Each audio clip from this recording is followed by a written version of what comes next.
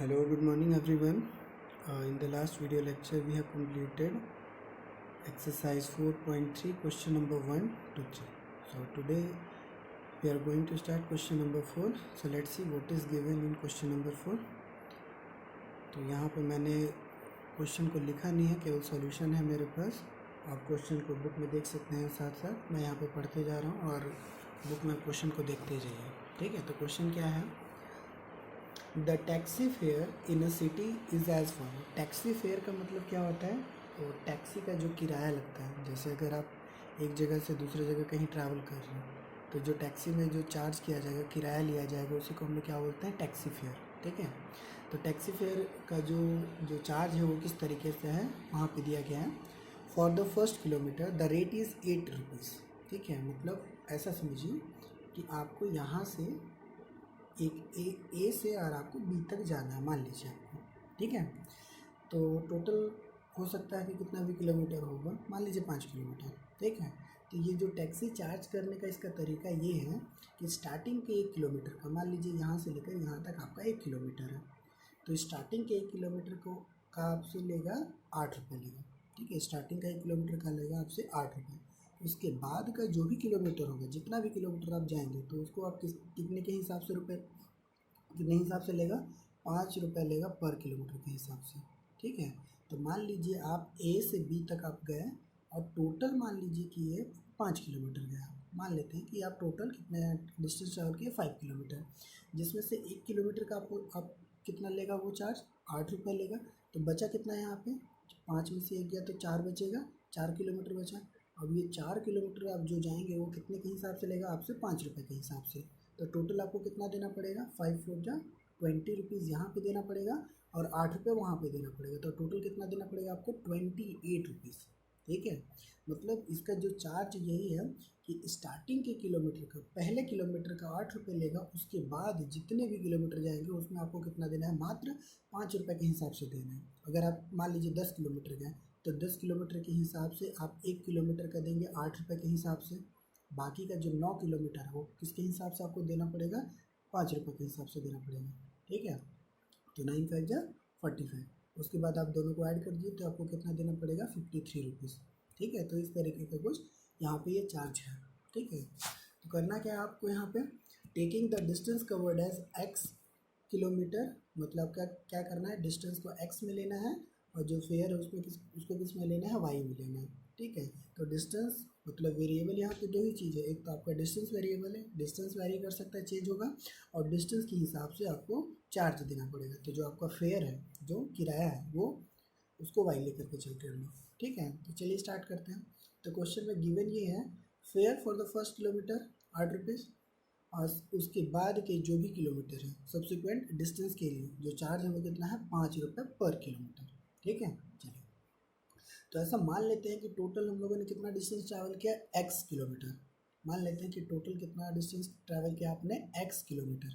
ठीक है, और आपको टोटल कितना फेयर देना पड़ रहा है? y rupees. ठीक है, यहाँ पे x है, ये है किलोमीटर में है, और ये y किस में है? रुपीज़ में. ठीक है, तो चलिए यहाँ पे एक डायग्राम है जो समझा रहा हूँ मैं आपको, ध्यान से देखिए. मान लीजिए आपको a से b तक जाना है और इसका जो डिस्टेंस है वो कितना है? x किलोमीटर का डिस्टेंस है. ठीक है, तो इसका जो चार्ज था, मान लीजिए 1 किलोमीटर का जो चार्ज कितना लेगा? 8 रुपये लेगा आपसे. तो अभी टोटल किलोमीटर कितना है? x है. x में से 1 किलोमीटर को हटा दीजिए तो कितना बचेगा? x minus 1. मान लीजिए x का वैल्यू 10 होता है, तो 10 में से 1 हटाते तो कितना बचता? 10 माइनस 1 9 बचता. लेकिन यहाँ पे वेरिएबल है, तो x किलोमीटर, यहाँ से a से लेकर b का डिस्टेंस है हमारा x किलोमीटर. x किलोमीटर में से मैं क्या कर रहा हूँ? यहाँ से ये 1 किलोमीटर को मैं हटा दे रहा हूँ, क्योंकि 1 किलोमीटर का चार्ज तो आपको 8 रुपये ही देना है. उसके बाद बाकी बचा कितना? तो x में से 1 गया तो कितना बचेगा? x minus 1. अब ये x माइनस 1 किलोमीटर का चार्ज कितना आपको देना है? 5 रुपये के हिसाब से. ठीक है, तो चलिए, तो इक्वेशन कुछ इस तरीके का होगा. Total fare equal to starting के किलोमीटर का कितना रुपया? 8 रुपये के हिसाब से. उसके बाद के जो भी किलोमीटर बचे x माइनस 1, उसको कितने के हिसाब से देना है आपको? 5 रुपीज़ के हिसाब से देना है. तो वैसे हम लोग करेंगे x माइनस 1 इंटू 5. ठीक है, तो चलिए इसको मल्टीप्लाई करते हैं. y इक्वल टू हो जाएगा 8, 5x माइनस 5, सॉल्व करेंगे तो आ जाएगा 5x +3, 8 में से 5 जाएगा तो बचेगा 3। तो ये हो गया आपका linear equation in two variable. ठीक है, अब क्या करना है, इस क्वेश्चन में दिया गया है ड्रॉ इट्स ग्राफ। तो ग्राफ भी ड्रॉ करना है, तो ग्राफ जैसे पहले क्वेश्चन नंबर 1 में किया था सेम उसी तरीके से ही करना है आपको। तो यहाँ पे दो वैल्यू निकाल लीजिए, x=0 पुट करिए तो y मिलेगा 3, x=1 पुट करिए, सॉल्व करने पे y क्या मिलेगा 8। तो पहला सॉल्यूशन मिला 0 पे 3, सेकंड मिला 1 पे 8। ठीक है, तो चलिए ये 2 पॉइंट मिला, ये तो 2 पॉइंट है आपके पास। आप ग्राफ पेपर लीजिए, ग्राफ पेपर लेने के बाद इसे आप ड्रॉ कर लीजिए। यहाँ पे 2 पॉइंट को मैंने निकाल दिया है। अब ये ग्राफ ड्रॉ करने का काम आपका है 0 पे 3 और 1 पे 8। ये ग्राफ पेपर में इन दोनों पॉइंट को लोकेट कर दीजिए, आपका ये क्वेश्चन नंबर 4 कंप्लीट हो जाएगा। क्वेश्चन नंबर 4 बहुत ही ज़्यादा इंपॉर्टेंट है इस चैप्टर का। ठीक है, तो इसको आप अच्छे से सॉल्व करिएगा। चलिए अब आगे आते हैं क्वेश्चन नंबर 5 पे। क्वेश्चन नंबर 5 पे क्या दिया है देखिए, बुक पे देखते जाइए, मैं पढ़ते जा रहा हूँ। क्वेश्चन क्या है, from the choices given below choose the equation whose graph are given in figure 4.6 and figure 4.7। मतलब यहाँ पे देखिए 2 क्वेश्चन दिए हैं, 2 ग्राफ है, मतलब 2 ग्राफ है यहाँ पे। एक को मैंने बनाया यहाँ पे, जैसे ये ग्राफ दिया है, आपको ये बताना है कि ये वाला ग्राफ इन चारों इक्वेशन में से किसका है। ठीक है, इन चारों ऑप्शन में से ये किसका ग्राफ होगा, फर्स्ट वाले का है, सेकंड वाले का है, थर्ड का है, फोर्थ का है। ठीक है, आपको पता करना है। ठीक है, तो कैसे पता करेंगे, तो सबसे पहले क्या करिए, ये जो ग्राफ है, तो इस ग्राफ से आपको देखिए कुछ पॉइंट्स मिलेंगे। पहला पॉइंट होगा आपका -1 पे 1, सेकंड वाला पॉइंट आपका 0 पे 0 और थर्ड वाला है 1 पे -1। ठीक है, अब आपको क्या करना है, इन तीनों पॉइंट को क्या करना है, एक एक करके इक्वेशन में पुट करना है आपको। ठीक है, एक एक करके इक्वेशन में पुट करना है। तो जहाँ पर ये तीनों पॉइंट सेटिस्फाई हो जाएंगे, जहाँ पे जिस इक्वेशन में ये तीनों पॉइंट सेटिस्फाई हो जाएंगे वो उसी का इक्वेशन होगा। ठीक है, तो चलिए मैं पहला वाला चेक करता हूँ। तो पहला वाला क्या है, y=x, मतलब y और x दोनों की वैल्यू सेम होनी चाहिए।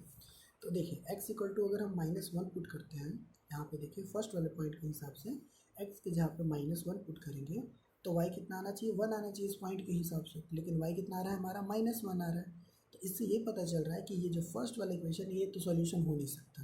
ठीक है, तो यहाँ पे सॉल्यूशन नहीं होगा, मतलब आप इसको क्या करिए, हटा दीजिए, फर्स्ट वाले को छोड़िए। अब आते हैं हम लोग सेकेंड वाले पे। सेकेंड वाला क्या है हमारा इक्वेशन, x + y = 0 है। सेकेंड इक्वेशन क्या है, x + y = 0। ठीक है, तो इसको y क्या लिख सकते हैं, -x। अब ये पॉइंट को यहाँ पे रख के देखिए कि क्या आ रहा है। तो इस वाले पॉइंट को मैं पहले पुट करता हूँ, x के जहाँ पे रखिए -1, तो y कितना आ रहा है 1, मतलब ये आपका पॉइंट सेटिस्फाई कर रहा है, फर्स्ट वाला पॉइंट सेटिस्फाई कर दिया कि -1 रखने पे क्या मिला, 1 आपको मिला। ठीक है, ये -1 रखने पे 1 मिला, ये सेटिस्फाई हो गया। सेकंड है 0 पे 0, तो देखिए x 0 पे रखने पे y भी 0 आएगा, क्योंकि दोनों क्या है, इक्वल है, y = -x है। तो ये सेकंड पॉइंट भी हमारा सेटिस्फाई हो गया।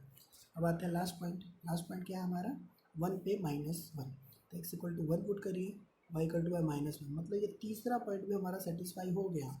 अब यहाँ पे देखिए इस वाले इक्वेशन पे जो इक्वेशन नंबर 2 था, यहाँ पे ये सारे पॉइंट सेटिस्फाई हो रहे हैं, मतलब ये ग्राफ का किसका इक्वेशन होगा, ये x + y = 0 का होगा। ठीक है, तो ये ग्राफ के लिए इक्वेशन कौन सा लेना है आपको, x + y = 0। ठीक इसी तरीके से 5 का जो क्वेश्चन नंबर 2 है आपको सॉल्व करना है। ठीक है, चलिए तो क्वेश्चन नंबर 5 भी हो गया यहाँ पे। चलिए अब आगे आते हैं क्वेश्चन नंबर 6 पे। क्वेश्चन नंबर जो 6 है वो थोड़ा साइंस से रिलेटेड है। साइंस थोड़ा अब अभी आकर मतलब फिजिक्स में पढ़ेंगे वर्क डन के बारे में, क्या होता है वर्क डन। ठीक है, तो यहाँ पे मैं क्वेश्चन को पहले रीड कर देता हूँ, फिर उसको समझाता हूँ क्या है।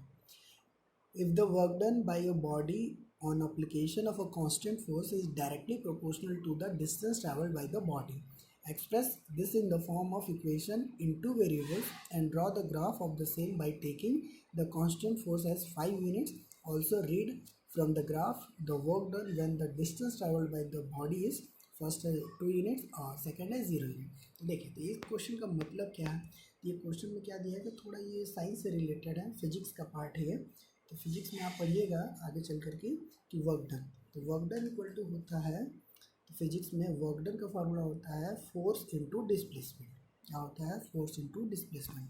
अगर आप किसी भी ऑब्जेक्ट को फोर्स लगा करके उसको एक जगह से दूसरी जगह शिफ्ट करते हैं, तब ये कहा जाएगा कि आपने कुछ वर्क किया। ठीक है, तो फिजिक्स के हिसाब से वर्क डन का जो फार्मूला होता है वो होता है फोर्स इनटू डिस्प्लेसमेंट। ठीक है, इस क्वेश्चन में दिया है फोर्स का वैल्यू दे दिया है 5 यूनिट, ठीक है, और फोर्स का जो यूनिट होता है वो न्यूटन होता है, तो आप इसको 5 न्यूटन समझ सकते हैं। क्या समझ सकते हैं? 5 न्यूटन। और यहाँ पे करना क्या है आपको, देखिए work done equal to force into displacement है। इसको आपको क्या करना है, सबसे पहले तो लीनियर इक्वेशन इंटू वेरिएबल के फॉर्म में करना है, ठीक है।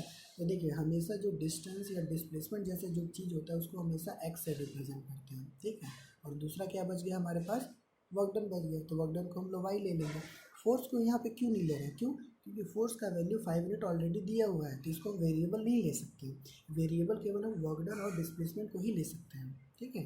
तो डिस्प्लेसमेंट को मैंने क्या ले लिया है, एक्स, वर्क डन को ले क्या ले लिया है, 5। तो उस हिसाब से जो हमारा फार्मूला बनेगा, फार्मूला क्या बन जाएगा, work done Y equal to force 5 into displacement X, तो वाई इक्वल टू क्या बन जाएगा, 5x। ये हो गया आपका linear equation in two variable, ठीक है। अब क्या करना है आपको, ग्राफ ड्रॉ करना है। तो ग्राफ ड्रॉ करने के लिए सेम जैसा पहले करते थे, दो वैल्यू को फाइंड करनी है। पहले आप 0 रख लीजिए, तो x 0 पे y कितना मिलेगा, 0, तो क्या हो जाएगा, फर्स्ट पॉइंट 0 पे 0। Second x equal to 1 put करिए, तो y इक्वल टू क्या मिलेगा, 5 इंटू 1 इक्वल टू 5। तो दूसरा पॉइंट आपको मिलेगा 1 पे 5। फर्स्ट पॉइंट मिल गया आपका 0 पे 0, सेकेंड मिला 1 पे 5। अब क्या करते हैं, चलिए इसका ग्राफ ड्रॉ करते हैं। यहाँ पे मैंने ग्राफ ड्रॉ कर दिया है, इसको देख सकते हैं आप लोग। दो एक्सिस आपको ड्रॉ करना है, एक्स एक्सिस और वाई एक्सिस, ठीक है। कितने एक्सिस, दो एक्सिस ड्रॉ करना है। तो एक्स वाले एक्सिस में आपको क्या लेना है, डिस्प्लेसमेंट लेना है, और ये जो वाई एक्सिस में इसमें आपको क्या लेना है, वर्क डन लेना है, ठीक है। यहाँ पे वैल्यू पुट करिए 1 2 3 4 5। यहाँ पे देख लीजिए, यहाँ पे मैं टू का स्केल लिया हूँ, 2 4 6 8 10 12 14 16। तो यहाँ पे फर्स्ट पॉइंट क्या था हमारा, 0 पे 0 था, कितना था, 0 पे 0। तो देखिए यहाँ पे फर्स्ट पॉइंट हो जाएगा आपका यहाँ पे 0 पे 0। सेकेंड पॉइंट है 1 पे 4, तो क्या लेना है आपको, 1 पे, देखिए 1 पे ये 5, यहाँ पे जाएगा 4 और 6 के बीच में जाएगा। तो यहाँ पे जो मैं ड्रॉ कर रहा हूँ ये है आपका 1 पे 5। ये दो पॉइंट हो गए, फर्स्ट वाला 0 पे 0 और सेकेंड वाला हो गया 1 पे 5। ये दो पॉइंट को आप मिलाएंगे तो ये सीधा जाएगा ऐसे, इस तरीके से अब हमारा ग्राफ ड्रॉ हो गया, ठीक है। यहाँ पे फर्स्ट वाला पॉइंट 0 पे 0, सेकेंड पॉइंट 1 पे 5, ठीक है। तो इस तरीके से हमारा ग्राफ ड्रॉ हो गया। अब क्वेश्चन में ये बोला गया था कि आपको क्या करना है, कि आपको ये बताना है कि वर्क डन कितना होगा जब डिस्प्लेसमेंट की वैल्यू कितनी होगी, 2 यूनिट होगी। ये क्वेश्चन में दिया फर्स्ट, कि 2 यूनिट जब डिस्प्लेसमेंट होगा तो वर्क डन कितना होगा। तो आपको ग्राफ में ही निकालना है। इसको कैसे करना है, ग्राफ में। अगर आप बाई फार्मूला आप निकालते हैं तो वाई इक्वल टू क्या था, 5x था। यहाँ पे आप 2 पुट करेंगे तो कितना हो जाएगा, 5 2 या 10। तो बाई फार्मूला तो 10 यूनिट आना चाहिए, और यही चीज़ आपको क्या दिखाना है, ग्राफ में भी दिखाना है। तो क्या करिए, यहाँ पे जो 2 है इसको स्केल के थ्रू क्या करिए, ऐसे स्ट्रेट ड्रॉ करिए, और ड्रॉ करने के बाद इस ग्राफ को जहाँ पे इंटरसेक्ट करेगा उसके बाद इसको आप ले जाइए वाई एक्सिस की तरफ। अब ये जहाँ पे जा मिलेगा, जैसे ये कहाँ पे मिला, 10 यूनिट पे मिलेगा, कहाँ पे मिलेगा, 10 यूनिट पे मिलेगा। तो यही आपका हो जाएगा आंसर। यहाँ पे आप देख सकते हैं कि टू को मैं जब यहाँ पे इसको इस तरीके से मिलाऊंगा तो यहाँ कहाँ आके मिलेगा, 10 यूनिट पे मिलेगा। तो इसका आंसर क्या हो जाएगा, 10 यूनिट। मतलब जब आपका डिस्प्लेसमेंट 2 यूनिट होगा तो उस टाइम देखा जाए तो वर्क डन हमारा होगा 10 यूनिट। बाई फार्मूला भी आप यहाँ पे देख सकते हैं, x इक्वल टू अगर 2 यूनिट है तो y इक्वल टू फार्मूला था हमारा 5x, तो 5 इंटू 2 कितना हो जाएगा, 10 यूनिट्स, ठीक है। कितना हो जाएगा, work done 10 unit. Second question इसी में बोला गया है कि जब आपका डिस्प्लेसमेंट मतलब x की वैल्यू 0 यूनिट होगी तो उस टाइम हमारा वर्क डन कितना होगा। तो बाई फार्मूला भी आप देखिए तो y इक्वल टू था 5x, तो 5 इंटू 0 कितना हो जाएगा, 0। जब आपका डिस्प्लेसमेंट 0 है तो उस टाइम वर्क डन भी क्या होगा, आपका 0 होगा। ग्राफ से भी देख सकते हैं 0 पे आपको 0 ही मिलना है, ठीक है। क्या मिलेगा, 0 पे आपको 0 ही मिलेगा। अगर आपको डिस्प्लेसमेंट नहीं कर पा रहे हैं तो वर्क डन भी आपको क्या हो जाएगा, 0 होगा। यहाँ पे हमारा क्वेश्चन नंबर 6 भी सॉल्व हो गया, ठीक है।